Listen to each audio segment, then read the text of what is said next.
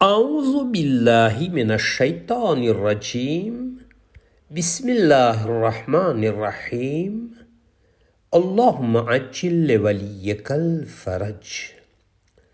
हज़रत अमीरुल मोमिनीन अली इब्न अबी तालिब अलैहिस्सलाम नहजुल बलागानी अंदर हिकमत नंबर 238 इरशाद फरमावे छे કે સ્ત્રી સંપૂર્ણપણે હાનિકારક છે અને તેમાં સૌથી મોટી ખરાબી એ છે કે તેની વગર કોઈ રસ્તો પણ નથી. આ હદીસ તમામ સ્ત્રીઓ માટે નથી.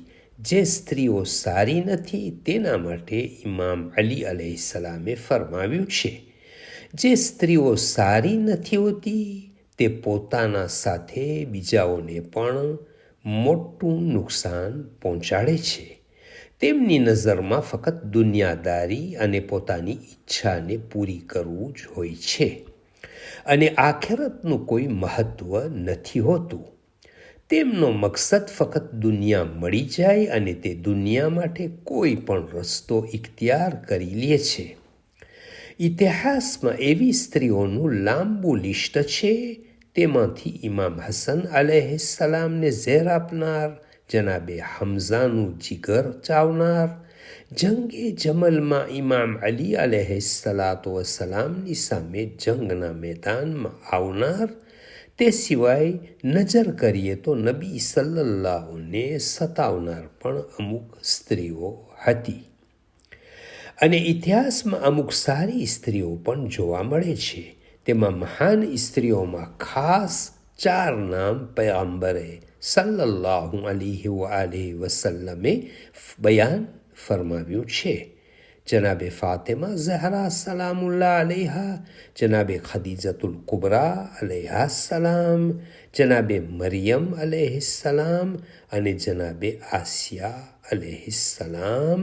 કુરઆને મજીદમાં પણ નેક સ્ત્રીઓ વિશે આયતો નાઝિલ થઈ છે કે જે કોઈ નેક કામ કરશે, ચાહે તે પુરુષ હોય કે સ્ત્રી, અને જો તે મુઅમિન હશે તો તેને પાકીઝા જિંદગી અતા કરવામાં આવશે અને તેઓને તેમના સારા અમલ પ્રમાણે બદલો આપવામાં આવશે.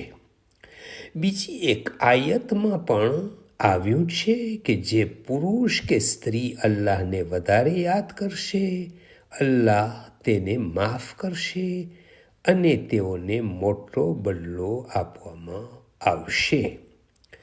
રસૂલે અકરમ સલ્લલ્લાહુ અલૈહિ વસલ્લમ ફરમાવે છે, જ્યારે બંદાઓ ઈમાનમાં ઉચ્ચ દરજ્જા સુધી પહોંચે છે ત્યારે તેમના દિલમાં સ્ત્રી પ્રત્યે માન વધી જાય છે. તો નતીજો એ નીકળે છે કે સ્ત્રીઓ 2 પ્રકારની છે. જે અલ્લાહ રસૂલ સલ્લલ્લાહુની વાતને માને તે નેક સ્ત્રી છે અને તેવી સ્ત્રી ઇજ્જતના લાયક છે. અને જે સ્ત્રી અલ્લાહ રસૂલની વાતનો ખ્યાલ ન રાખે અને બીજાની આખિરત બરબાદ કરે, ચોક્કસ તેને ખરાબ સ્ત્રી ગણવામાં આવે છે. અલ્લાહુમ્મા સલ્લી અલા મુહમ્મદ વ આલે મુહમ્મદ વ અજ્જિલ ફરજહુમ. From Fountain of Ahlul Bayt alayhimus salam.